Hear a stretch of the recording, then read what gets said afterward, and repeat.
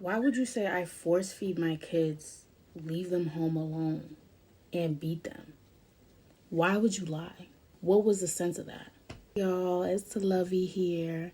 I just wanted to give you a video about how it's better to have an enemy who honestly says they hate you than to have a friend who's secretly putting you down.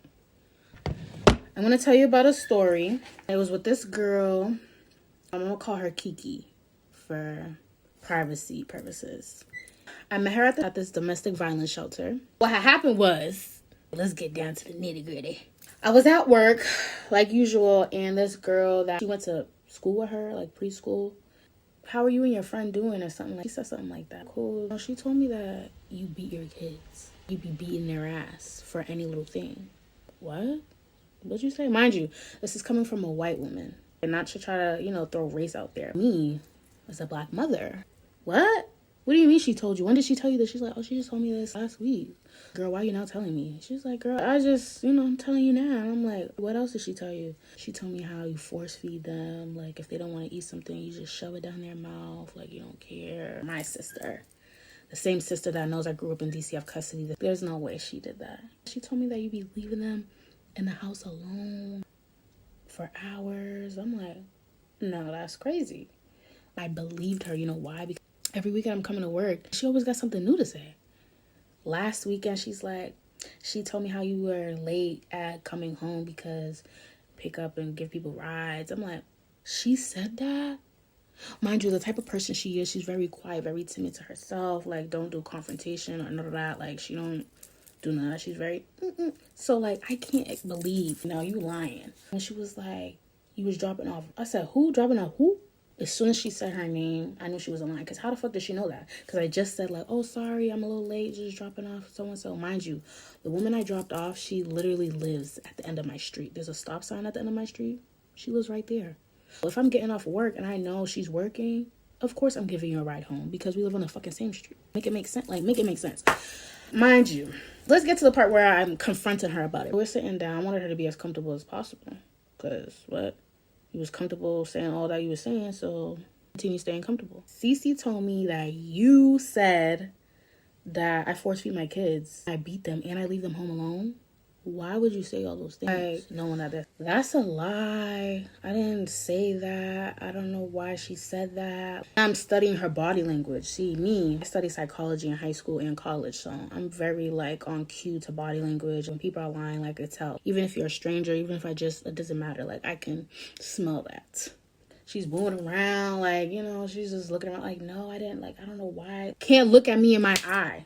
Strike one, you're lying. Two, where else is she getting the information of me picking up and dropping off people, which clearly correlates to you talking about me? Hey, I'm picking up and dropping off people. Like, I'm not doing that. So you are. Like, stop lying. She's like, oh, I just didn't like the fact how when you get off work, like, you just be like, oh, I can leave.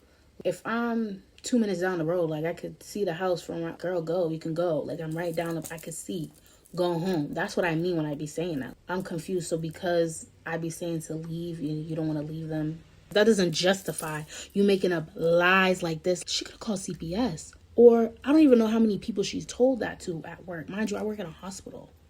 We're all mandated reporters. Why would you play with my kid's life like that? You can make up any lie about me, whatever. You could have said I stink, I'm dirty. You could have said anything. I'm a cheater, I'm a this, I'm a that. I'm not a good friend. You could have said anything. For you to lie on a 2-year-old and a 3-year-old, they're innocent. Why would you do that? What did my kids do to you? Because there's no way we could be friends for 3-4 years and we could talk about anything. We do anything. You're going to turn around and do that? Make up lies like that? I turned around and called her mother. I said, if anything happens to my kids, anybody, they get taken for some false accusations, knowing my background, knowing I literally lived in DCF my whole life. Anything like that ever happen, I'm going to jail. Yes. I'm beating that ass respectfully. Because why would you do that? You playing with, why? For what? You can't be cool after that. And we haven't been cool since. Like, yeah, we still work at the same job. We don't work in the same department. Like, when I say somebody so timid, quiet, shy girl, shy. And somebody without, you can walk into a room and could tell. She looked like a loner, no confidence, low self-esteem, all that. And you did that, you wasn't afraid about getting your ass beat, nothing.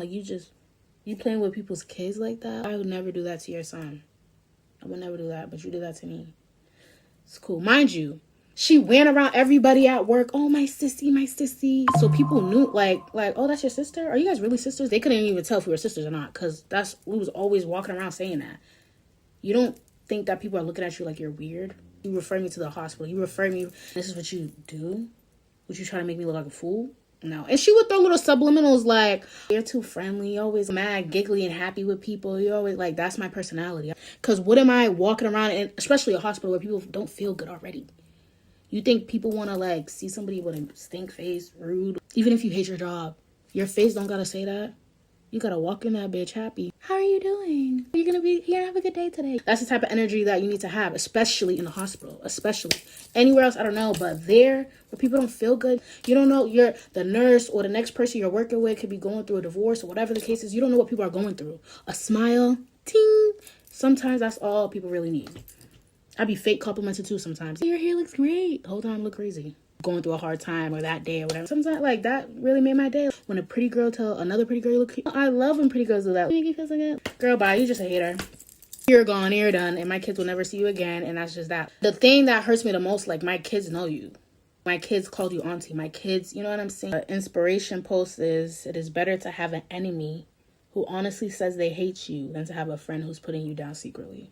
Because she could have been my downfall. I said we're all mandated reporters. Anybody could have said anything. Like, unfortunately, we live in a era in society where you can't let your guard down.